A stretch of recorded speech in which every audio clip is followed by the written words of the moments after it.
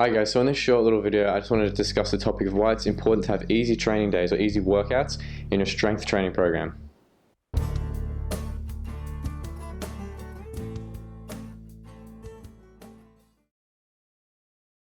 So some of you might be thinking, well hang on a minute, I thought intensity was what drives strength, and if you want to get stronger, and if you're doing strength training you want to have hard intense workouts, because this isn't what, lifting big heavy weights, that's what causes you those strength adaptations.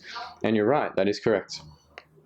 However, another really important factor when considering strength training or increasing your strength is your technique and efficiency, the efficiency of the movement. Now I want to show you just a clip of me here doing a deadlift. It'll go up on the screen. I'm just repping out 3 plates for a cluster triple, and right now I'm doing a deload week. So basically that means that all the weights are a little bit less, the intensity is lower, and I'm doing a little bit less volume for this 1 week, and it's just to get a bit more recovery from all the accumulation I've been doing over the past few weeks. Now, if someone that maybe didn't know much about strength training saw me doing this, they'd probably think, oh, I mean, that looks like you could have easily done a few more reps there, or put on a bit more weight, and they would be right, except that they'd be missing the fact that the technique and the recovery from the deload is more important in that context than just me trying to just do more weight. Now, I'm definitely not trying to say that you should just be training easy all the time, and then if you train easy, you actually get stronger and there's no need to do heavy weights ever. Obviously, I'm not saying that, but if you look at your program holistically and think of the periodization of your volume intensity over the course of your cycle, mesocycle, whatever, sometimes starting off easy or having little periods where you're doing easier workouts may be very beneficial. So now you might be asking yourself, well, how do I go about this? How do I implement a deload into my program? So we sell programs on our website that I think incorporate that quite well. But if you're doing something right now and you already have a program, or maybe you don't have a program, but you just want to know how you can sort of implement this kind of deload.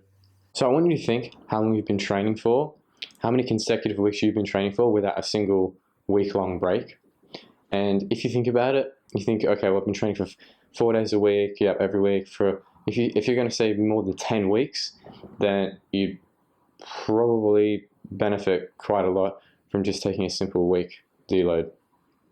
But that might not be the case. If you've been training for 10 weeks and you feel fine, you feel like you're not having any sort of like weird like lagging soreness and like minor overuse injuries and stuff like that, you actually might be fine. You might actually just be really, you might just have a really high tolerance to volume. It could also be that you're just not training hard enough, but that might not be the case. But if you are like, well, I've been training for 10 weeks, I feel like I've kind of stalled out for the last couple of weeks, I haven't really made much progress, it might be time for a little deload. So basically, any good program is probably going to have this in it, but it might not. If you've got a coach, they can definitely tell you. They should be able to know when it's time, and they can advise you on how to do that. But normally, I think if you're feeling like, if you've got those indicators, like if you're not recovering fully after workouts, you're getting like weird DOMs, you're just like feeling really tired all the time, and you don't feel motivated to go to the gym, those might be some good indicators. So basically, just take a week, do the exact same workouts, keep everything in terms of exercise selection the same, but maybe just honestly probably reduce all the weights by half for all the accessory movements. So if you're squat, bench, deadlift, maybe just if you're training that at like 80%, take that down to 70%, do the same set reps, because those sets and reps are like specific to what you're trying to do normally. But all the accessory stuff, just like reduce that by half. So if you're doing a leg press with like 4 plates on each side, maybe take it down to like 2 plates on each side and do the same amount of reps. So it's supposed to be easy, but it'll let you dissipate that fatigue and recover, and hopefully, and you might even get like a little short-term little peak the next week. Because I know for me sometimes, if I do a deload, maybe even if I accidentally do a deload, for a week I just take a week off, because I'm forced to sometimes. And then the next week I'm like, well, hang on, I mean, I feel actually like stronger and better. It's because you get that, almost this like a little temporary acute little peak that you get from that deload. So anyway guys, that's it for this short video. Thanks for watching. Subscribe, like, comment even as well. Thanks a lot. See you in the next one.